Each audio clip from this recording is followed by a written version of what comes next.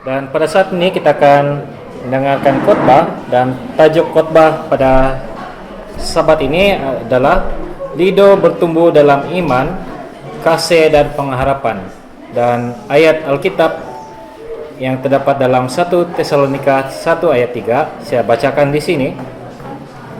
Sebab kami selaku mengingat pekerjaan imanmu, usaha kasihmu dan ketekunan pengharapanmu kepada Tuhan kita Yesus Kristus di hadapan Allah dan Bapa kita. Dan penyampai khotbah kita pada Sabat ini adalah dia lain dan tidak bukan, yaitu kami punya First Elder Muyo Garudin, dan saya mempersilakan beliau untuk menyampaikan khotbahnya pada saat ini. Mari kita tunduk dan kita pimpin dalam doa. Tuhan Bapa kami di dalam kerajaan sorga, terima kasih kesempatan bagi kami umat-umat-Mu di gereja Lido untuk berbakti di gereja yang baru. Terima kasih kesempatan ini untuk belajar firman-Mu hari ini. Walaupun keadaan kuasa elektrik, mohon Engkau terus membantu setiap kami supaya kami masih dapat fokus di dalam kebaktian kami kepadamu. Kiranya Engkau membantu hamba-Mu untuk menyampaikan firman pada pagi ini. Di dalam nama Yesus kami sudah berdoa. Amin. Oke, selamat pagi dan selamat datang pada semua saudara dan saudari sekalian. Oke, pertama-tama saya mau bersyukur dan berterima kasih kepada Tuhan karena akhirnya Dia telah membuka jalan bagi umat-umat Lido, umat-umat jemaat di Lido untuk mendapat satu tempat ibadah yang lebih selesa dan lebih besar untuk beribadah pada pagi ini. Keduanya, saya senang mengambil kesempatan ini untuk berterima kasih kepada setiap umat-umat Tuhan di Lido dan juga di lain-lain tempat yang telah membantu gereja Lido untuk membuat ubah suai kepada rumah ini untuk dijadikan sebagai tempat ibadah. Dan terima kasih kerana telah memberi dan juga telah mendoakan agar tempat ini dapat diubah suai cepat mungkin dan kita boleh mengadakan kebaktian berpindah di tempat ini cepat mungkin. Nah, tidak juga lupa pada pihak mission yang begitu pantas untuk memberi kelulusan membeli rumah ini untuk dijadikan rumah ibadah bagi jemaat Lido. Nah, ketiganya, saya senang menjadi pengkhotbah yang pertama di gereja yang baru ini. Sebenarnya Pastor Burden kami sudah rancang untuk bermula beribadah di tempat ini pada hari ini, dan dia sudah schedule dalam jadwal dia berada di sini dan menjadi pastor yang pertama berkhotbah di gereja yang baru. Namun mission ada program di Kota Merudu, dia harus mengikuti program itu, dan seminggu yang lalu dia bagi tahu saya dia tidak akan berada di sini, dan saya senang mengambil tempat dia pada hari ini. Dan sebenarnya juga kita ada satu pastor di sini, Pastor Suking Gedaun, dan saya ada bertanya dengan dia tadi, dan saya rela beri laluan kepada dia untuk mengambil tempat dia bersejarah di gereja pada pagi ini. Namun dia juga perlukan komputer, so dia bawa pen drive, dia perlukan komputer, perlukan kuasa listrik. Jadi saya teruskan untuk mengungsikan firman Tuhan pada pagi ini. Ayat hafalan yang saya ambil sudah dibaca oleh saudara pengacara tadi, yang terdapat di dalam 1 Tesalonika pasal 1 ayat 3. Sebab kamu selalu mengingat pekerjaan imanmu, usaha kasihmu, dan ketekunan pengharapan kepada Tuhan kita Yesus Kristus di hadapan Allah dan Bapa kita.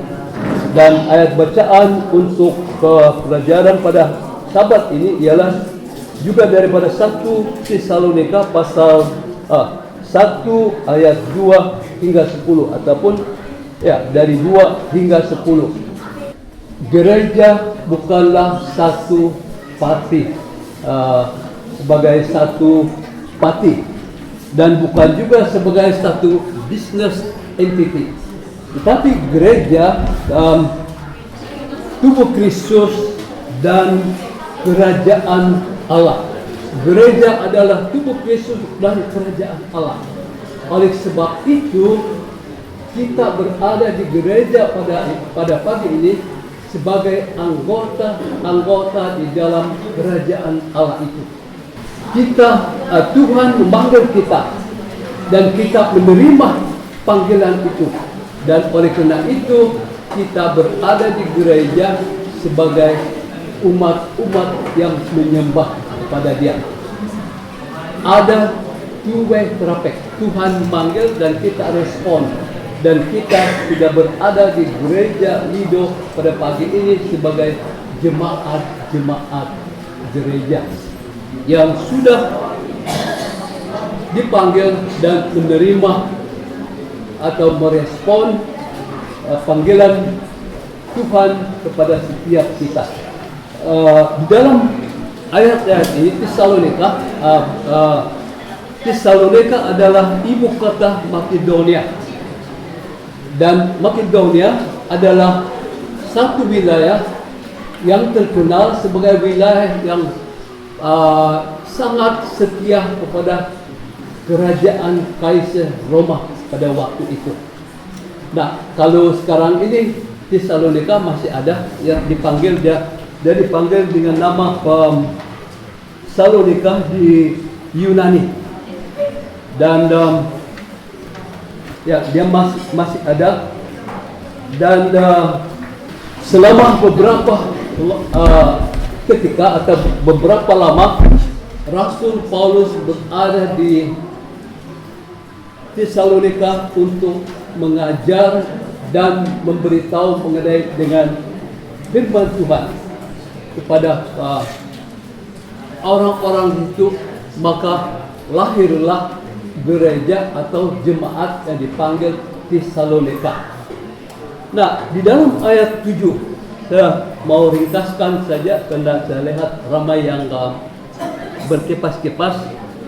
Di dalam ayat 7 mengatakan bahwa sehingga kamu telah menjadi teladan untuk semua orang yang percaya di wilayah Makedonia dan Akhaya. Orang-orang ataupun jemaat Tesalonika telah menjadi teladan kepada orang-orang di sekeliling mereka ataupun di Makedonia dan Akhaya. Bagaimana dengan gereja Lido? Mereka dikenali karena pekerjaan dalam ayat 3 tadi yang sudah dibaca mengatakan, sebab kami selalu mengingat pekerjaanmu, usaha kasihmu, dan ketekunan pengharapanmu kepada Tuhan. Dan inilah sifat-sifat 3 ciri-ciri yang menjadikan jemaat Tesalonika itu menjadi teladan kepada orang-orang di sekeliling mereka. Bagaimana dengan kita umat jemaat Lido? Saya boleh katakan bahwa ciri-ciri ini, 3 ciri-ciri ini adalah juga ciri-ciri sebagai gereja 5 bintang. Dan kita seperti mana yang kita sudah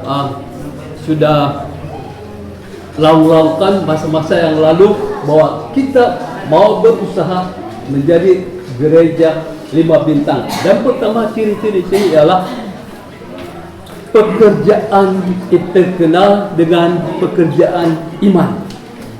Apa itu pekerjaan iman? Apa yang dikatakan oleh Alkitab mengenai dengan pekerjaanmu atau kerja dalam iman ialah percaya kepada Yesus 100%.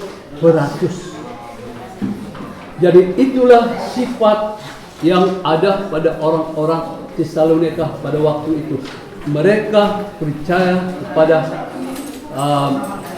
Yesus 100%, sehinggakan mereka menjadi, ataupun kepercayaan mereka itu atau sifat mereka, sikap mereka itu menjadi teladan kepada orang-orang di sekeliling mereka, dan teladan bagi kita sebagai jemaat hidup pada hari ini. Sementara kita melangkah ke depan, mencorak gereja kita atau mencorak hasrat kita untuk menjadi gereja 5 bintang di kawasan ini. Yang keduanya, kasihmu. Mereka terkenal dengan kasih yang ditunjukkan kepada Rasul Paulus dan Silas. Nah, Rasul Paulus telah berada pergi ke Tesalonika bersama dengan Silas, dan waktu mereka berada di situ, tim mengajar orang-orang Tesalonika, jemaat Tesalonika, dan mendirikan gereja di situ. Orang-orang Yahudi menjadi iri hati, dan oleh karena itu mereka berpakat dengan beberapa kumpulan orang-orang yang dipanggil radikal, dan menentang mereka, dan mengadakan huru-hara, mengadakan kekacauan atau keributan pada waktu itu. Namun apapun yang berlaku pada waktu itu, apapun keributan, apapun huru-hara yang telah ditimbulkan oleh sebilangan orang-orang Yahudi sendiri dan orang-orang radikal, itu tidak mematahkan semangat orang-orang Tesalonika untuk terus tumbuh di dalam iman mereka dan menunjukkan kasih yang sejati kepada orang-orang di sekeliling mereka. Nah, kita boleh lihat di dalam ayat 6, dan saya baca ayat 6. Dan kamu telah menjadi penurut kami dan penurut Tuhan. Dalam penindasan yang berat, kamu telah menerima firman itu dengan sukacita yang dikerjakan oleh Roh Kudus. Nah, walaupun di dalam ayat mengatakan di dalam penindasan mereka mengalami penganiayaan pada waktu itu oleh karena huru-hara dan kekacauan yang ditimbulkan oleh sekumpulan orang Yahudi dan juga radikal, kumpulan radikal yang menentang Rasul Paulus dan Silas, keberadaan mereka di situ. Tetapi seperti yang saya katakan tadi, mereka terus bertumbuh. Orang Tesalonika bertumbuh di dalam iman mereka dan bertumbuh juga di dalam kasih mereka. Sehingga kan di dalam ayat 9 mengatakan, sebab mereka sendiri bercerita tentang kami, bagaimana kamu sambut, dan bagaimana kamu berbalik dan dari berhala-berhala kepada Allah untuk melayani Allah.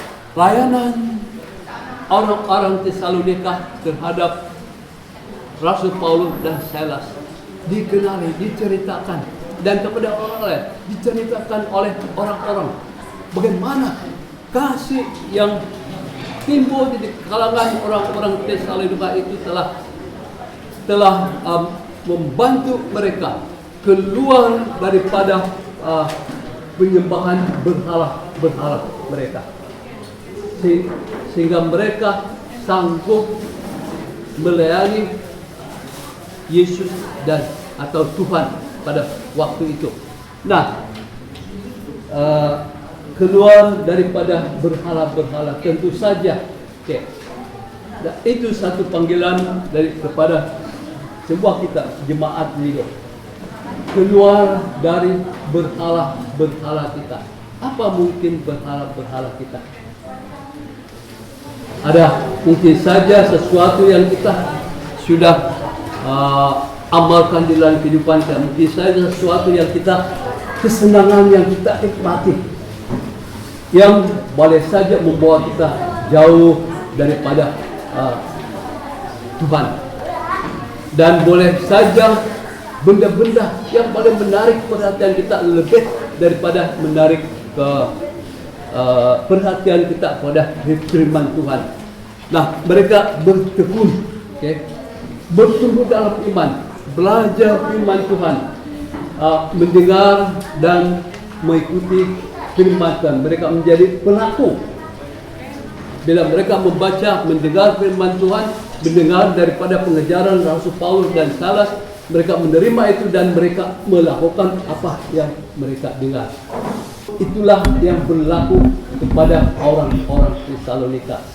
Dan ciri-ciri yang ketiga dan terakhir adalah tekun di dalam pengharapan. Sebab Rasul Paulus telah mengajar mereka bahwa Yesus akan kembali lagi. Dan itulah yang mereka terima. Mereka terima, mempunyai pengharapan bahwa walaupun di dalam suasana penganiayaan, tetapi mereka percaya bahwa Yesus suatu hari nanti akan kembali, dan mereka tekun berpegang pada pengharapan itu, pengharapan kedatangan Yesus yang kedua kali. Dan kalau kita baca, sebenarnya kalau kita baca Tesalonika 1 dan 2, sebenarnya ini adalah petunjuk ataupun teladan pengajaran bagi kita bagaimana kita umat-umat Tuhan pada akhir zaman ini, khusus kita di gereja itu, bersedia untuk kedatangan Yesus yang kedua kali. Oke, saya mau akhiri dengan membaca dua ayat yang terakhir dalam nota saya yang mengatakan bahwa prinsip orang percaya pada dasarnya adalah melihat dengan iman. Kita melihat apa yang kita tidak dapat lihat. Melihat dengan iman, melihat apa yang kita tidak dapat lihat. Bukan melihat sesuatu yang kita dapat lihat. Karena sesuatu yang kita dapat lihat kadang-kadang boleh menjatuhkan kita. Dan contohnya kita ingat cerita mengenai Petrus bila Yesus berjalan di atas air dan Petrus bilang, bolehkah saya berjalan di dalam air? Yesus bilang, tentu saja kamu boleh berjalan. Dan dia keluar dari perahu, dia berjalan di atas air menuju kepada Yesus. Dan dia melihat Yesus, dia dapat berjalan di atas air. Tapi pada saat dia melihat ombak-ombak yang besar, ribut dan merasakan ribut yang kuat, dia mulai tenggelam. Jadi kadang-kadang penglihatan kita, apa yang kita lihat itu boleh saja menjatuhkan kita. Jadi ini mengatakan prinsip orang percaya pada dasarnya adalah melihat dengan iman yang tidak kelihatan. Bukan melihat yang kelihatan. Kita harus bersukacita di dalam Tuhan sekalipun kita tidak melihat Tuhan. Namun kita percaya bahwa Tuhan senantiasa ada bersama kita. Itu sebabnya kita harus bertumbuh di dalam iman, dalam mengasihi Tuhan dan hidup dalam pengharapan. Apapun keadaan kita sekarang, tetaplah pada pengharapan bahwa Tuhan akan menjawab segala doa-doa kita. Amin.